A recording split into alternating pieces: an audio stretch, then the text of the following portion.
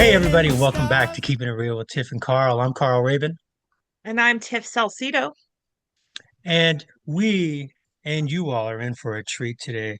We are joined by a friend and somebody that we really hold in high esteem, both of us. He's an author, a keynote speaker, a community activist, and human services advocate. He currently provides trainings throughout the state for UC Davis and Fresno State University while holding down his day job as a Family Services Supervisor for Merced County's All Dads Matter program, which he created and has cultivated to where it is a nationally recognized benchmark for developing and nurturing the health and well being of fathers. Most importantly, he is a loving father and grandfather. And if you don't know, you got to get on his Facebook, and that's all you're going to see. We are honored to have with us today Mr. Lamar Henderson. Good morning. Thank you so much. What a pleasure to be here. And I have yeah, a we quick fun fact. I have to correct one thing. I did not create All Dads Matter, but in every platinum song, that's a great writer and that's a great singer. I guess I'm the singer part of it. You okay. know, there's all components. There's producers, engineers, writers to make that. Well, to make that platinum hit. I just do my part. Hey, every Michael Jackson needed a Quincy Jones. You know what I'm saying? So That's right. yeah. So add to his biography there. He's a very talented and humble, loving grandfather and father because he will always Yeah. give credit where credit's due. I don't know if I have a fun fact about Lamar. I don't know if you all know, but I've known Lamar most of my life, adult life at least. And we were in a music video together. Wow. You had to go And there. that's all I'm going to say. I'm not elaborating any further, No, but no, me and no, you Lamar had have a to. scene in a music video together. So you will Um, now have to elaborate. So what video, what we're talking about, where can we see it? Hey, times are tough and I need the money. All right. so back in the early 2000s, we worked for the same county, and we had this like super elaborate like video production wing in Yes. the county, Yes. and we used to make these really great videos for like learning and training. Like it was really a lot of fun. And so one of the ones that we did like a recreation of High School Musical. Again, Oh this is yeah. the Yes. early 2000s, and we did a whole dance video, singing and dancing, to open up the National Staff Development Training Association conference in Atlanta, Georgia. And Lamar and Yeah. I have a scene together. Although I can't sing to save my life, and so they went ahead and dubbed over my voice, but I'm not mad Yeah, those about are it. fun times. So were fun times. It was just Yeah. a time of innovation and creation, and Oh, we so much got fun. to really enjoy ourselves and express ourselves in a new way, and really introduced a different approach to training. Yeah, for So sure. yeah, it was great. Yeah, That part of sounds my to me like formative yeah. years. Yeah, definitely part of my formative years, and why I'm so willing to like be outrageous in training, because Yes, that's how I was developed. To be out that's Don't be right. normal, be outrageous, and it works. Off So Broadway. that's right. Off Broadway and always dubbed over. Yeah, That sounds to me like it was Anna Pagan Productions. So It was. yeah. absolutely. It was. It was an era. It was an era. It Trust me. was. It was. But so one of my favorite things is to tell people is I've been in a music video. They don't have to, I don't usually elaborate. I leave a little mystery there, but Hmm. it was a lot of fun. A So lot of Tiff, fun. tell us. So just you said you both worked together and you've known him since. So talk about how you met Lamar and just how your relationship's been developed over the years. Well, proximity, we ran Hmm. in the same circles. He was in a different department than I was in, but we were a very collaborative organization. And so, one of the things our director was big about was breaking down silos and having people work together. And so we got to cross paths, and Lamar is just a freaking ray of sunshine always. And so you just gravitate towards him because I've never heard him say a bad thing about anybody, to be honest. And we just got to do little projects together. And he, of course, was part of the All Dads Matter, and that was like really successful. And um, eventually kind of developed into, we had an All Moms Matter. And so I got to be a part of kind of that pilot of doing All Moms Matter and some of the events. And so we just would run into each other all the time. And Yeah. again, it's always a warm conversation and lots of wisdom there, and always open to share and collaborate. So Lamar's a legend. Yeah. I always think about you highly, for sure, for sure. So when Carl's like, "Hey, Lamar's going to come on," I've been looking forward to this. I comb my hair today. I even comb my hair today because Lamar's You look great. he used to Usually come she's in here like all that Beyonce busted. song, I woke up like this, right? So, Today I said, but "Oh, not today. I better run a heat styling tool through my hair today because Lamar's going to be here. I don't want to be looking all busted." I do Not for Lamar. have very, very fond memories of that time. And I Yeah, think it was interesting how we all came together in this moment of transformation, yeah, where I think that we were all, um, those of us who were in close proximity of this, this nucleus of energy, which was Anna Pagan. And she was great for bringing people together who were on the cusp or in the throes of their purpose and mhm, seeking purpose and not really jobs.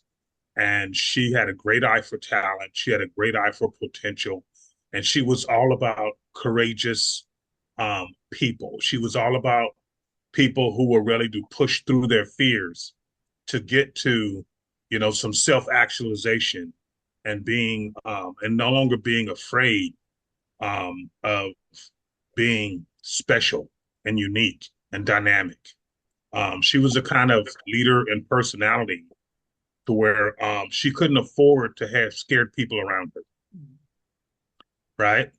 And so, and the reason I say that is because she was too focused on innovation.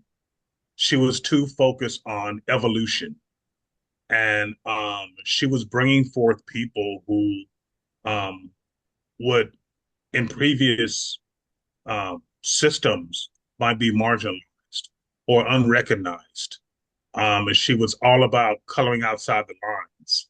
And it was just a vivid time where colors and sounds and spirits all kind of came together. And she was able to really help us navigate into being, into leading us into where we are now. And it's one of those situations where if you survived the training, you became a superhero. And if you did not, you stayed normal, yeah. right? She shared with me one day. I got to have a conversation with her years after I had left and she had left, and we just, kind of met up one night, had dinner, and she said, my first months there, I walked around and I looked for the weirdos. No, these are her words. She Yeah. said, I looked for the weirdos. I looked for the people who were standing out. I looked for the people who weren't in that status quo. I looked for the people who were willing to kind of push the boundaries of policy and try something different. And she's like, and that's who I made my team. And I was like, "Oh, what an honor." And but Anna was also real quick to get you all the way together. Like that was part of Yes. like her uh part of that development is I've had many a conversations with my head hung real low, my tail tucked all the way because she was getting me together. My problem then, and I was in my early 20s, so I had the impetuousness of youth at the time. Um, but she would say your mouth is gonna get you into a lot of bad places if you don't learn how to control it. And lo and behold, here I am. Yeah. Well, it's part of when you start to recognize your superpower, you don't do good when you come out with it.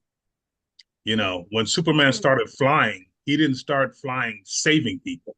He wrecked a bunch of buildings and flipped a bunch of cars, and you're kind of reckless with it. It's not until you master your superpower um, that you can really do what you're put on this planet to do. And so she was all about, and as I think about Anna and the time under her, now I know why Marines use live ammunition because, she wanted you to be in real life situations because she wanted you to be in places and spaces where you didn't show up small, Mhm. Right. where you weren't trying to disappear, where you weren't trying to hide in the crowd. You know, she was. she demanded that, you know. Mhm. And so part of that is, so much of that is getting you past your own fears and getting you past your own insecurities and your own isms and challenging you in that area, so that you can grow, you know, because it's like growth and comfort don't live in the same space. Mhm. I mean, I'm sure you guys have shared that on many occasions. And that time under her, you know, was a very challenging time. But that's the only way that you can get to that space. You know, you can't get it in comfort. So I'm Yeah. grateful for Yeah, I mean, Yeah. same. She was like the mom from Friday, where you're like, that's not enough. She's like, make it Make it enough. enough. it. Right. And, and you and you found a way. You found a way to make it enough because you had to be creative. And I'm always so grateful for that time. It was hard. Like I didn't always have an easy time. Like you said, if you survive, Right. I've really struggled a lot. I was going through a lot personally. I was young. I didn't have like the life experience to be able to like navigate through some of those challenges. And so, like, it was a really, really tough time. But all of that is what grew me to where I am today. And I look back at it with fondest of memories. I think, and it's funny because the county as a whole, has a lot of challenge, a lot of challenge. It's a small town, and so there's Yeah. a lot of like Mhm. small town politics, a lot of like drama and backstabbing and competitiveness. There's a lot that's there that um probably I don't work there anymore. I don't know that may still exist. And it was like there was this beauty and this challenge all in the same place. And it's like you get out of it what you get out of it. And I think for me, it really helped me kind of see there's a better way, right? Because I got to see both sides of the coin in the same place, in the same time, in the same era. Because we had this leader at the top who Mhm. was like, break these walls down and build back what you want, build back something that's going to be meaningful. I got your back, and you would tell her, well, what about this? And she's like, that ain't it. And you're like, well, what do you like about it? Nothing. Well, what do you want? Figure it out. And you're Right. like, What do you want? Well, that what ain't does it. that mean? It's like, I'll know when I see it, and this ain't Right. it. Right. Yeah. And so you had that where you had this all of this autonomy and freedom to like be creative. But then you go into like the lower systems, and it was like, oh, you you think you're special because you have that you get to work over there, and oh, you must be. It's like you couldn't win for losing, but at the same time you develop that thick skin. So when I look back at that time, I love the innovation, and that's really kind of like where my passion is. Like, let's not keep doing things the way they've always been done, because this is why we are where we are. How can we not try something new? Hmm. Like, let go of these old systems. So when I talk about like leadership development, I'm always like, we got to break the cycle of trauma and leadership. That's like my number one line. Like, let's break the cycle of this abusive relationship that we have with people, and like lead them like adults and lead them like people, and have conversations that lead us to something great. But the Hmm. way we've been doing it, the passive aggressiveness, the punitive, you're in trouble, I'm gonna write you up, and Yeah. it's not working. No, it's not. And you know, even when you share that, um, it just conjures up a lots of different experiences. Mhm. But my introduction into the human services agency business was very unique within itself because I never wanted to work for county government. You know, before I worked for HSA, I never wanted to work for county government. I'd had a 10-year experience working through public works with the city and experienced a lot of the same jealousies and envies and efforts to keep one small, um, and efforts to dim one's light. It wasn't an environment that supported and fostered what I was bringing to the table, Mhm. you know. And but it did provide me. It was one of them good jobs. Right, right. You know? I never had to. chase my boss for my paycheck for the most part. They always cleared. I wasn't trying to rush to the liquor store to cash it before before my boss cashed his check.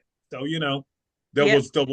was some securities that it came with, but it came at a cost as well, you know. And it got to a place where I just couldn't go back there not one more day, and sometimes that's the way the universe works. It's like, I told you that's not where you should be. um, and so, I went through a very difficult time when I left that security, and I call it my 40 days in the wilderness, where you really are extremely vulnerable. You strip down to the metal, and you lose all those things that you placed at so much value in, cars and material things. And it's, you don't, the reality of not being employed is on that first Friday when you don't get a paycheck. Right. That's like, oh, this is for real, Yeah. And so, and when being a father with two children, one was a baby, and and being married, and like making that decision, um, they had to come with me. I had to bring the whole ship with me, and we were taking on water, and it was very, very difficult. And so, but and it got more challenging before it got better. But I think about where I am today, and I think about that time, and I would not trade it for anything, because I came out of it a different person. I came out of it so focused, so driven, so accepting of who I was and what I'm supposed to be in humanity, that I've really embraced my weirdness, and I was done trying to fit in, and I was done trying to be small and denying um, my superpower. I was done with it.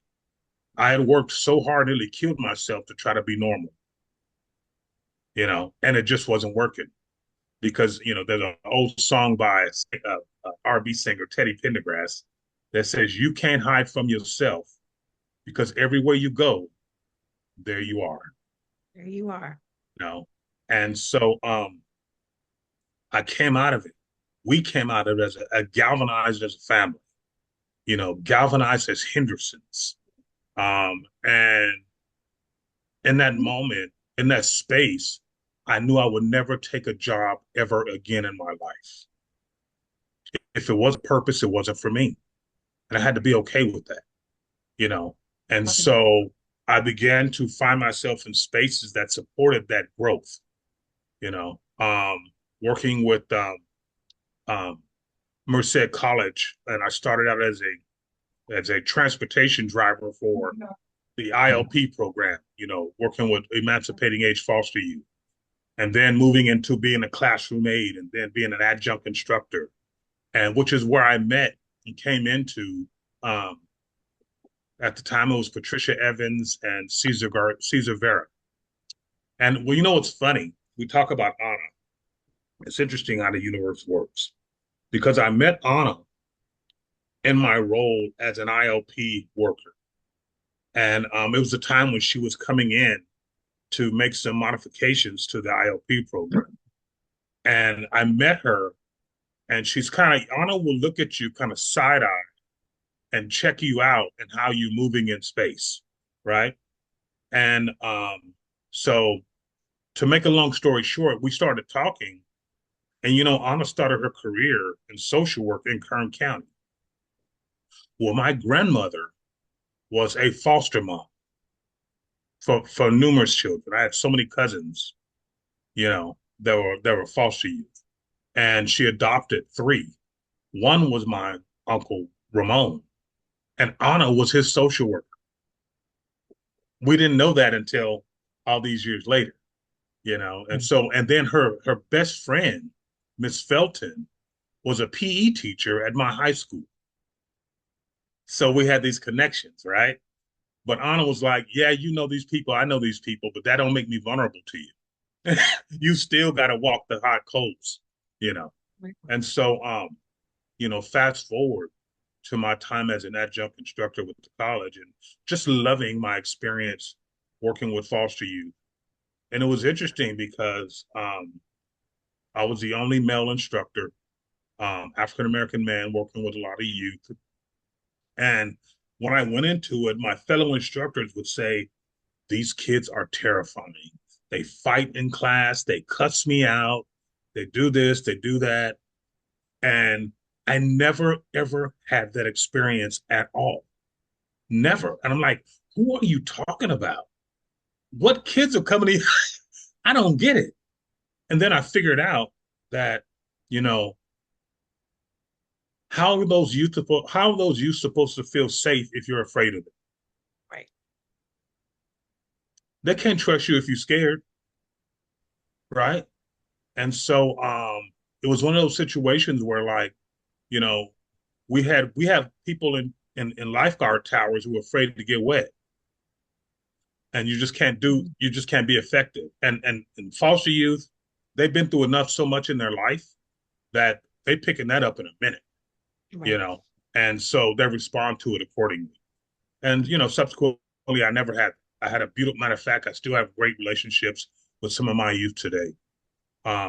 So I ended up meeting Patricia Evans, who came to me when I was preparing for a class, and she says, "Hey, Lamar," she says, are you a father?"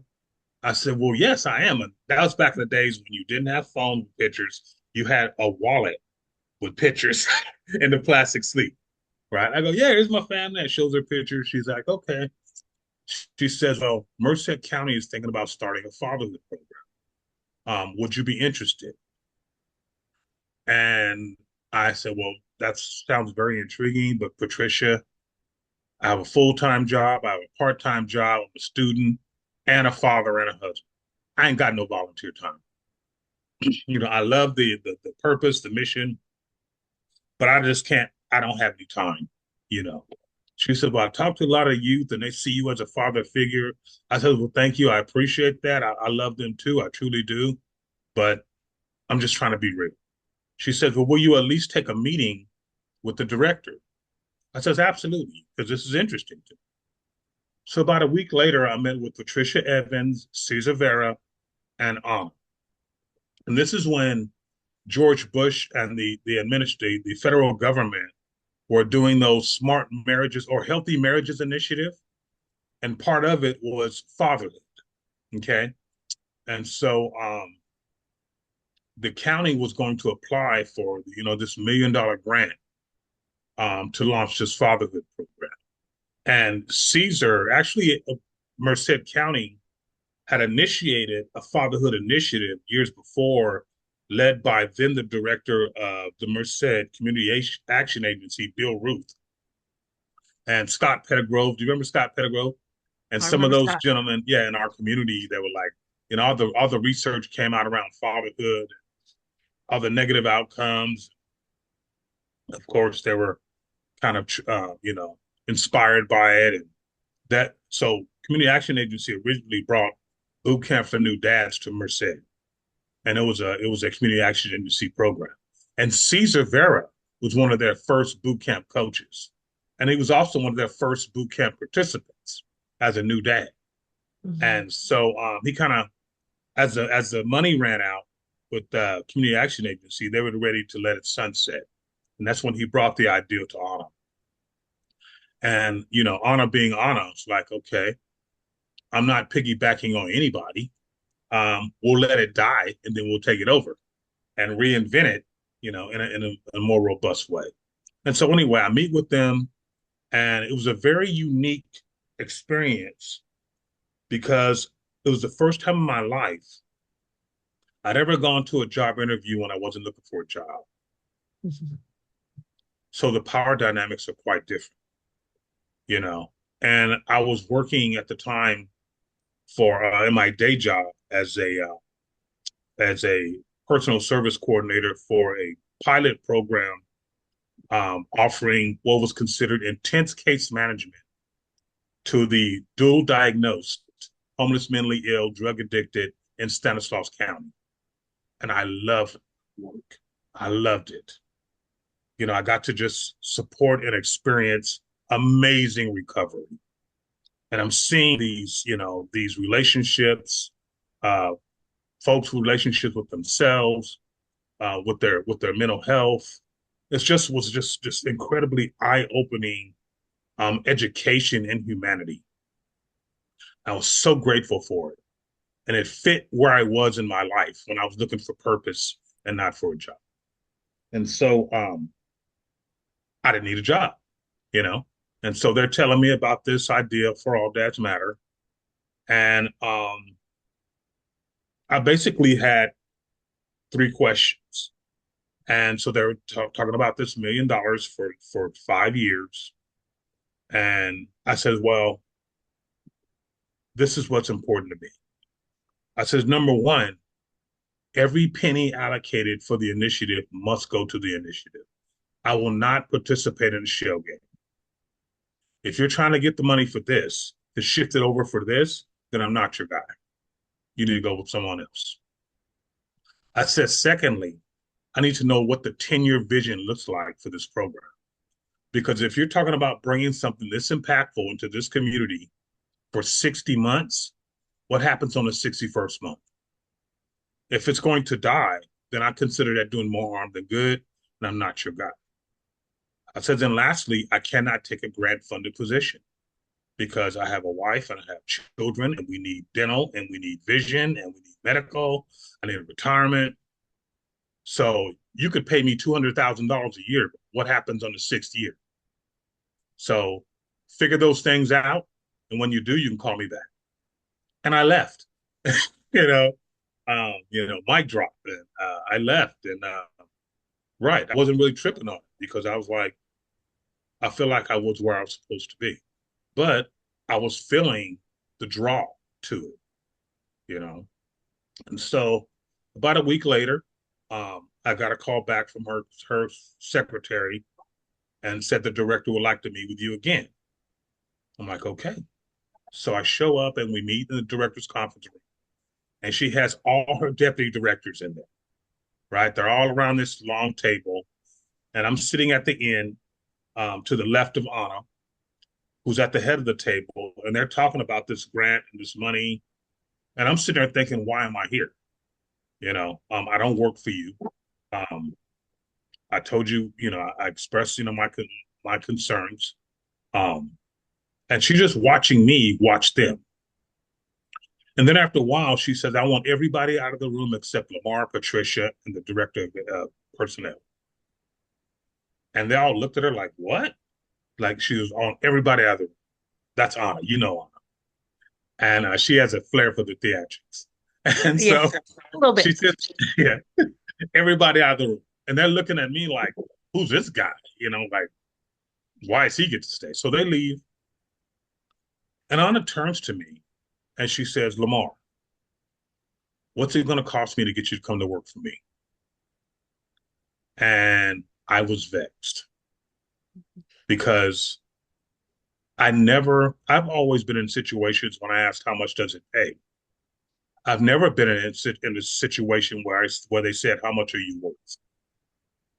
And I did not have an answer for that.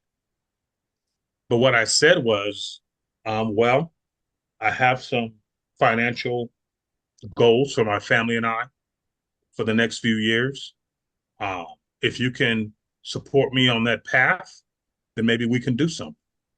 And she said, okay. And she says, what position can we open right now? She said that to the personnel person. And they said, well, we got this position, in child welfare, an entry level. And she says, okay, well, we'll open it, Lamar, and you have to apply. And then you have to, it'll be a competition. You have to compete with everyone else. And my response to that was, I'll put my body of work up against anybody. And basically, if this is for me, then this is where I'll be. But if it's not for me, then I'll be where I'm supposed to be. Because that's just really where I was.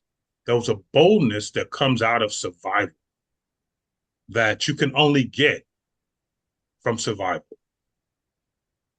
There's a belief in oneself, and so I went through the interview process, and I remember going through the panel when they ask you, do you have anything that you want to share before you leave? My statement was, I'm only going to do purpose-driven work for the rest of my life. Either I'm going to do it here, I'm going to do it somewhere else. But that's all I'm doing. And I left, and one of the panelists stopped me in the parking lot, and she was like, that was the best interview I've ever seen in my life. And so, yeah. And so, I went through the process and got hired. And I remember once I got hired, I went home and I told my family, we all had a little family meeting. I said, listen, this opportunity is coming across my plate. And I'm feeling like this is where I'm supposed to go. And this is what I'm supposed to do. I said, but understand that I'm diving in with both feet. That means I'll be gone a lot of evenings. I'll be working long hours. I'll be working weekends. But I just feel like this is what I'm supposed to do. And, my family had been with me through my transition. And, and they loved me and they supported me. And they're like, Dad, do it.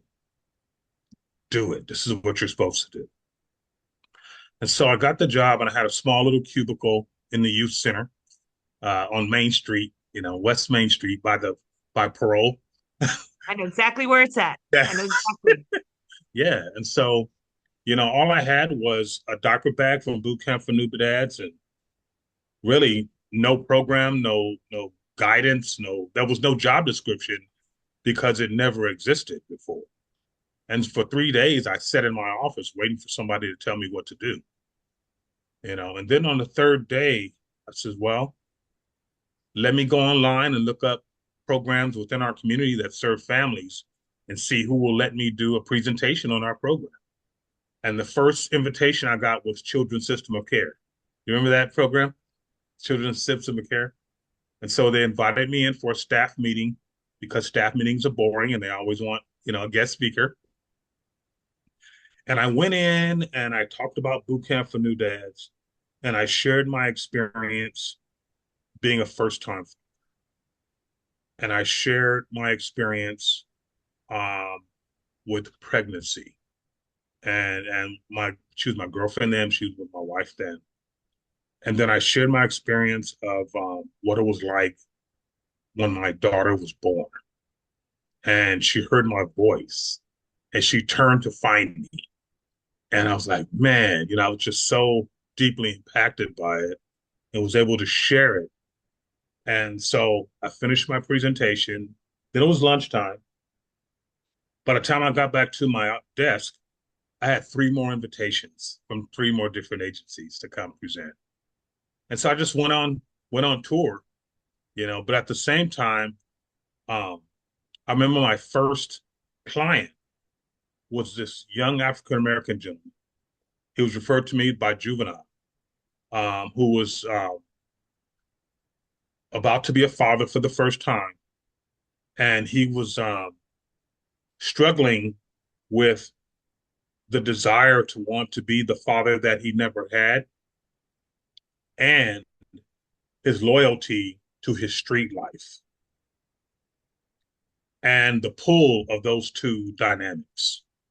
But we got to spend a lot of time together, and just one-on-one, and just meeting, just from my experience working with the homeless mentally ill, you learn to meet people where they are honestly and authentically, and respect their story and respect their journey, and understand that I'm not here to lead you anywhere. I'm here to support you by your side. I'm not here to help you because you don't need my help. You don't need me to be the source of the resources to get you where you need to go. You navigate this ship and tell me where you want me to do. And then if I can do it, I'll do it. And so, I started doing boot camp workshops, and, to make a long story short, here we are 20 years later, celebrating our 20th year on October of this year. And it has been truly an amazing experience. We're seeing our second generation of dads coming through the program who were born when their fathers came to boot camp, and now they're expecting children of their own, and seeing amazing recovery and seeing men really accept the legacy and embrace the legacy of fatherhood and changing that dynamic and that legacy for their families, for their children and their grandchildren and their great grandchildren, and embracing that. And so, yeah, it's been a beautiful journey to this point. Thanks for that. I hear you about doing purpose-driven work, and so that's really where if I look back at my string of jobs over my work life, a lot of it is just built up and prepared me for today, right? And so Mhm. I really do believe, that we do have a purpose and that it's important to follow that and that we can find our purpose in, different places, right? But just thinking about all the work that you've done over these 20 years, what results have you seen in, Merced, Atwater, Wilton, or not Wilton, but what's that Wait, other? Winton. First of all, yes, Winton, don't be thank you. yes. disrespectful, Carl. No, That's where I'm from, Winton. that's Put some right. That's respect on why I that said name. it. That's Put some that's why respect because on Winton, please. He never missed an Wilton's opportunity, huh? He would make Wilton's it one day in Winton. You don't be going down Santa Fe. Don't be going down Santa Fe and Winton Way. You You ain't ain't about ready hey that for life. that. You hey ain't Yeah. ready for that. my hood antennas tell me where not to go in places, so I'm good. So, but yeah, no, Wilton is where they have the new casino down near Elk Grove in Sacramento. So Hold anyway, on, so hold on. Winton. yes, that's why I said no. Wilton is Okay, up here. okay. All right, very good. Winton is down with y'all. So okay, right? But just thinking about those communities that you work around and that you work in through the county, have there been any, you know, success stories? Have there been any growth or change that you've seen in those communities through your work with All Dad Matter, All Moms Matter, or just what you've introduced into the county? You know, there's been tremendous growth and transformation. And there's in 20 years, there's thousands of stories. In this work, when you're talking about working with one of the most challenging populations to engage with and to build trusting relationships with. We're talking about men, we're talking about fathers, and we're talking about all the man rules that come with being, you know, identified as such. We're talking about um, cannot cry and cannot be vulnerable, cannot love, cannot love because you can't be vulnerable, and insecurity and self-sacrifice and staying in an emotional place of um, desperate survival all the time and fear of the vulnerability of something that you cannot wrestle with your hands because it's in your heart. And so when you talk about transformation, then and change tremendously, I've seen a lot of it. You know, we offer support groups in English and in Spanish, and I've had the blessings of amazing co-workers, team members in this work, and one is Rich Brown, who is 82 years old. He has nearly 40 years experience in child welfare, and is a LCSW and a retired deacon in the Catholic Church. And so for years, he and I co-facilitated the support groups, and he did some one-on-one counseling with dads as well. And then, of course, he does it now with Sam Ring, who was one of our team members as well. And so many times, um, we've ended a support group and looked at each other and said, "Man, if we film this, people would swear we scripted it." It's just the depth, the vulnerability, the trust that comes in that comes out of that space is so profound. It's unreal. I've been in groups where I've had the biological father who's been in prison for the last 5 years, and the stepdad who met the mom when she was 3 months pregnant in the group together, because bio dad is doing great now, been clean for a long time, is out of the pen, doing well, and wants to have a relationship with his son. So the stepfather and the bio father are working together to create a safe space for this child to have a relationship with his father. When societal expectations say they should be killing each other, right? But they're putting that child's needs ahead of their own in this space and showing up together for this child and giving this baby permission to love their father. The biggest challenge that they had in that dynamic was the mom, who still had continued resentment and anger towards the bio, right? But they're working together to create this space for this young man. He was 7 years old, 8 years old. Now imagine what that's going to do for that 8-year-old at 23, 24, 25, when he's a father now, and what his children will experience with two grandpas, and what his children's children will experience based on the love of that dynamic. I've been in groups where I've had gentlemen who have spent years in the penitentiary. One is a devout white supremacist. The other is one of the leaders of the Black guerrilla family, in the same group together, because they have one thing in common. They want better life for their children. And they're coming to find out that, man, we have so much more in common than we have different, and it's a safe space for them to have these conversations. I've been in groups where a practicing prosecuting attorney for the district attorney's office is in a group with men who he's prosecuted.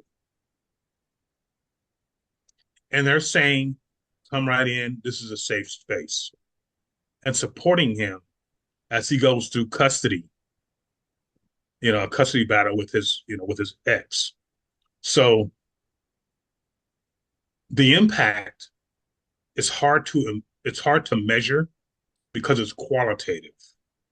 We'll never have 100,000 dads come through the program.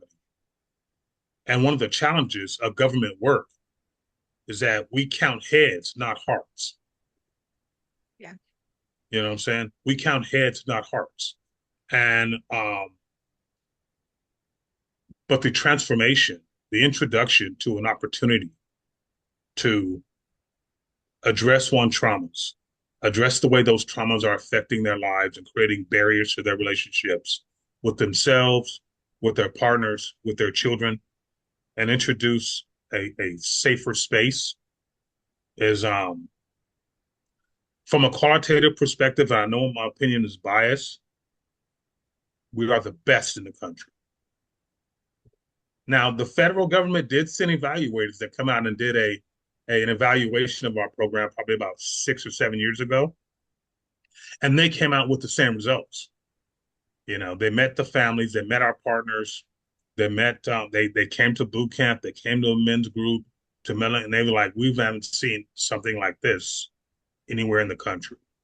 So, the change, when I have a young man who was once my ILP student, who's now the father of 3, one set of twins, and one of his sons has significant disabilities, take the lead and take charge in his children's lives to ensure that they get the care that they deserve and show up in his life like he never had from his father.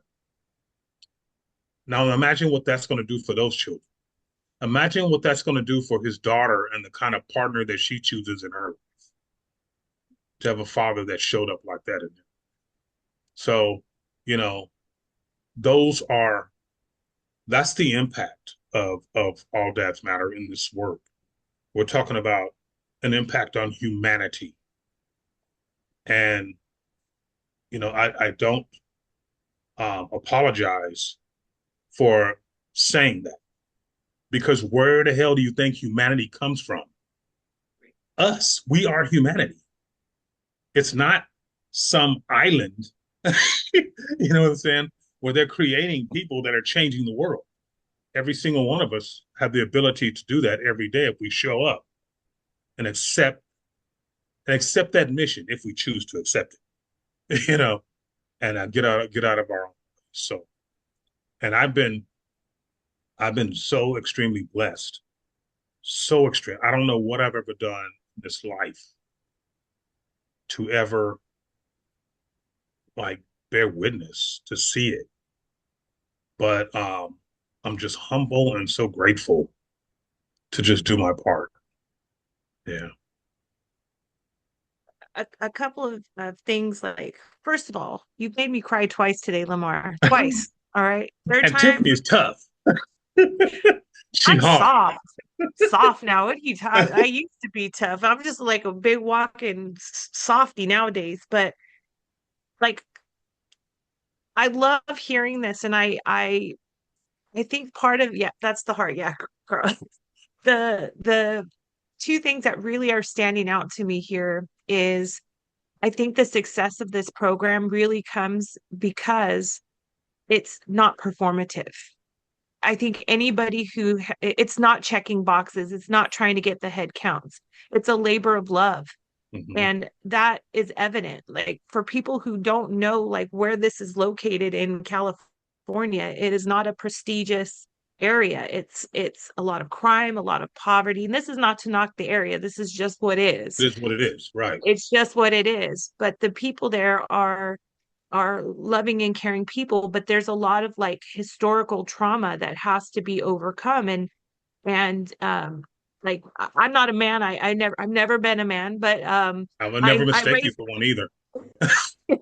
you. Um, but I raised three sons in that environment. And so I know like how hard it is to try to like have that balance between being tough from a point of survival, because them streets of Winton are hard. Hmm. You have to really have this kind of tough exterior, but also to be able to balance the humanity part, which is the second part, is this idea of humanity. And to know that you can create that safe place where people can come and be their whole selves and not have that facade of toughness. You can Hmm. still be tough. You can be Hmm. tough and be soft. And like, who better to be soft for than for your children and for Right, your partner and for your right. partner. And that's I will say, one of the things that I always appreciated about All Dads Matter, it's definitely about the men and it's definitely about the kids, but there's a whole other component of that, of relationships, and how Hmm. to nurture your partner and how to nurture your relationship and how to love, Hmm. and that to me is foundational for all things good in this world. I mean, I'm getting goosebumps just thinking about it, because uh the humanity is where I think we all, as a society, are falling short. Like, everybody so needs to be right, needs to be their point of view, that we forget that we're all human beings and we all have wants and desires and beliefs and values, and they don't always align, but we still have to see each other as people and find that common ground of like just being good people to each other, Right. just being good people. And it starts at home. And so if you can be good to your children and you can be good to your partner and you can be partners, right? Where it's not, I rule, this is my house, like, Hmm. we're raising a family and we're raising this next generation. Let's love each other. I can't imagine like the ripple effect. Lamar is ripplelicious. Me and Carl, I have fake words. You Ripalicious and a you are Fergie. ripplelicious, Lamar. If nobody's told you recently, you That's a are new one. Thank you. ripplelicious. I've It been is. It's a called a fake lot of word. things, I but make never up my own words. Ripalicious. Yeah, I make up my own words, Lamar, but ripplelicious. Shem Lamar, pipple. we have an episode, Champagne. So if you remember Fred Sanford, San Yes. Fernando, Champagne and Yes. Ripple with Champagne Shampipple. and Yeah, Ripple. Yeah. that's right. We had our own version. It was called Mad Dog 2020 and 7 Up. Oh, Ooh, I see, got what was very this one, that? classy, girl. very classy. A Ripplicious is where you are constantly rippling out your joy, your healing, your generosity, whatever it is that it has a ripple effect on life. And like we know, like in human services, we can't help everyone. It's Right. impossible. We don't have the Right. resources. We don't have the ability. Some people don't want to be helped. There's so much complexity to that. But where you take those opportunities to say, maybe I can't help everybody, but this person is the one in front of me, and this is where I'm going to put my energy right now. And that has a ripple effect. And I think for many of us, that's what keeps us going is Right. we have these stories where they come in and then they leave better than they came in. And that like the for at least for me, the food that like sustains me, the energy, because this helping profession is not it takes its toll, It's not a right? get rich quick scheme. Yeah, No, yeah. You know. It's not it's a get rich never scheme, by the way. It's Yes. get rich Yes. never. Yeah. It's you're giving and you're giving, but the reward that you get is not monetary. The reward you get is seeing like the impact of your work and that the world's a better place because of the things that you do. And that's like where you become wealthy, right? That's to Right. me, at least for Right. me, that's where I feel incredibly wealthy, It's and your value system. It's what right. you've evolved to value, in Hmm. this life. Carl, you going to say something? Oh, no, yeah, go ahead. Carl's being a good well, listener today. yeah, Wow. yeah. Write this in my diary. One of the things that has been a real challenge, and I recognize this in this work, is you know, we're kind of stuck in this gender bias belief system of how we're supposed to be and how we're supposed to show up. And we may say we want a sensitive man until a man is sensitive. And then we got a problem with that, you know? And we often tell dads when they start working with us, you will find that your relationships are going to get harder the more work you do on yourself because you're going to show up different. And people have developed a a skill set of how to deal with you as you were. Then this new person showing up is going to challenge their skill set. And when they feel incompetent, they may feel um, threatened, and that threat may bring about different That's behaviors. I'm thinking about a dad who had spent most of his children's life in and out of prison. And he was married, but he would get out, stay for a while. He was very gang affiliated, violate, go back to prison, be gone for 18, 3 years, come back, 18 months or 3 years, come back, be out for a while, violate, go back. So his family was on this rhythm, and his wife was accustomed to him being gone and never questioning what she does, never questioning what she do. She pretty much ran her family the way she wanted to run it because she had to for one reason, because he was gone. But when he decided to no longer engage in that life, he was sharing a story in group where they were at Walmart, him and his wife, and a rival gang member challenged him in Walmart, and he chose not to be triggered and engage in that way. And so his wife was there with him.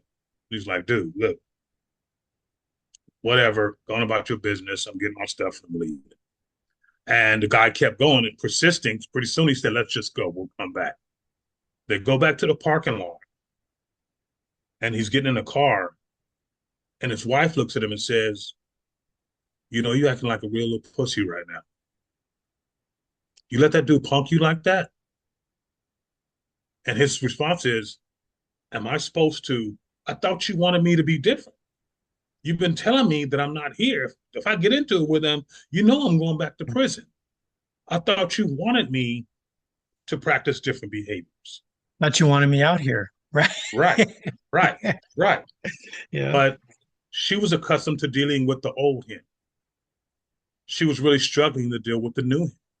And so it caused a lot of challenges in their relationship as he was trying to go and evolve. But I share with him, we're all on our own journey.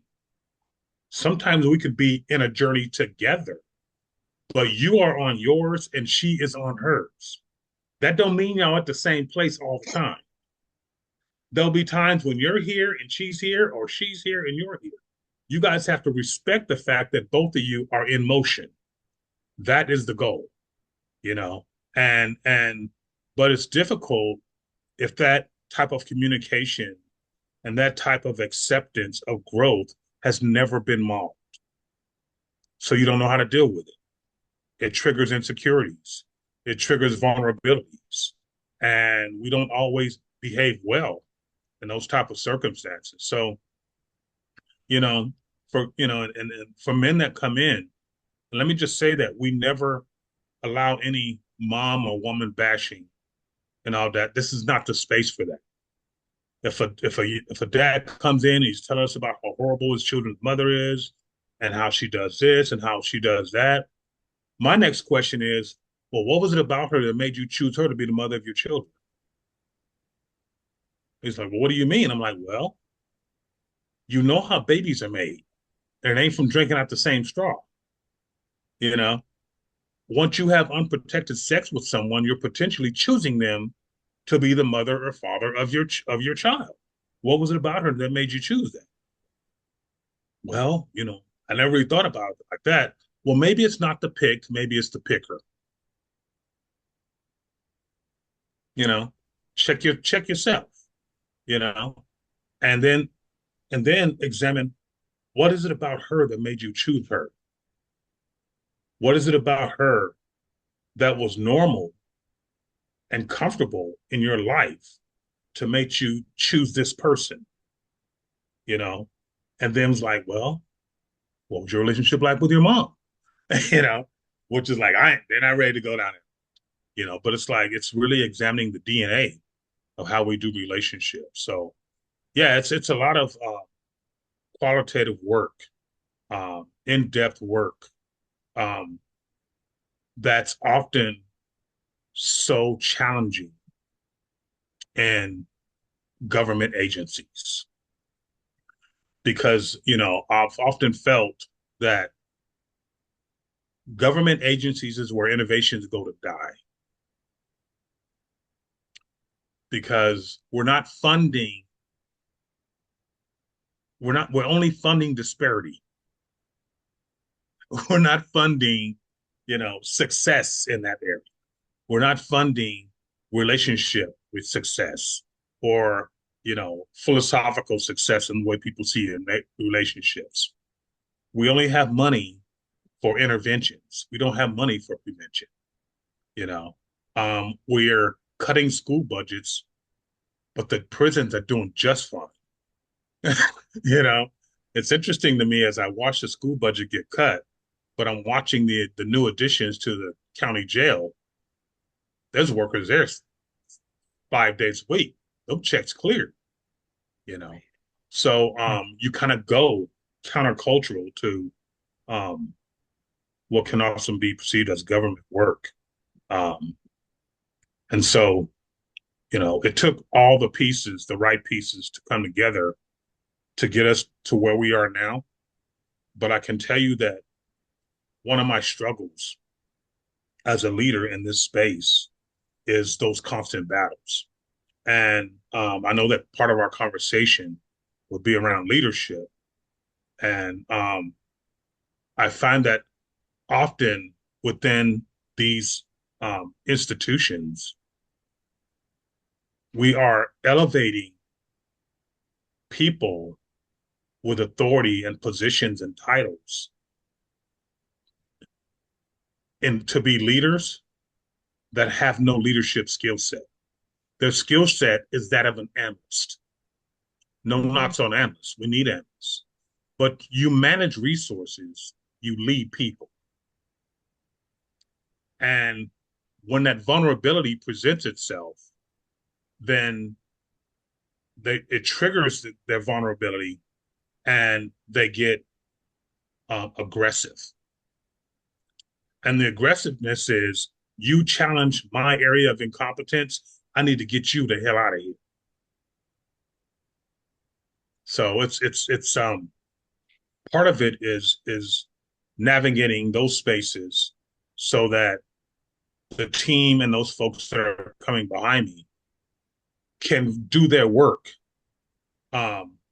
without feeling the personal repercussions of these dynamics. This concludes part 1 of our episode. Stay tuned for part 2, coming Tuesday to all major podcast platforms.